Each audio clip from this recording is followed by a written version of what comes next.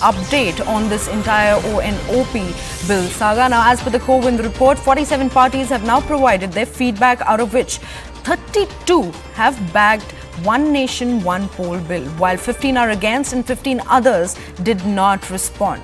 This is a latest development in the entire saga. Out of the 47 political parties being approached for feedback on the One Nation, One Election proposal, 32 have now expressed support, while 15 are opposed. Interestingly, 15 parties choose not to respond at all. And joining us on the broadcast is our colleague Aman for a better perspective into the situation. Aman, help us understand. Could the silence of 15 parties indicate potential legal challenges or uncertainties when it comes to tabling the bill also and getting it passed?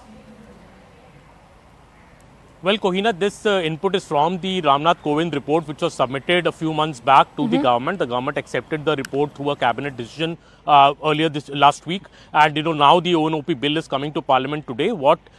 This clearly shows that there is a clear political divide on both the sides, while the NDA parties are totally backing the One Nation, One Poll bill. The opposition, as Pallavi was explaining, the India bloc, the parties are clearly opposing it, but there are also many fence-sitters. There are many regional parties which are fence-sitters, which have either not expressed their opinion to the COVID report or are still, not decided on what to do about this, because this is obviously a contentious legislation. Also, another point in the COVID report was there that for this particular ONOP legislation, though it's a constitutional amendment, it does not require ratification from a majority of the state governments. This could become another controversial issue, because many of these regional parties are in fact in charge of many of these states, and they would want the state legislatures or the state assemblies to also ratify this bill and have a say there.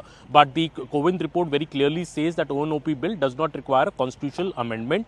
That said, Kohina, the bill is not, the implementation of ONOP is not expected to be a reality before 2034, because if you see the language of the bill that has been introduced by the government in Parliament, it says that the appointed date for kicking in the application of this bill only comes on the first sitting after a general election. The first sitting after a general election for this 2024 has already happened. It is not possible now to hold it. So the first sitting of the general after the general election will happen in 2029. So the One Nation, One Election is only expected to be a reality from 2034. But obviously there is a lot of politics over it, because many parties, especially the opposition parties, think that the BJP gets an undue advantage if Lok Sabha and state elections are all held simultaneously.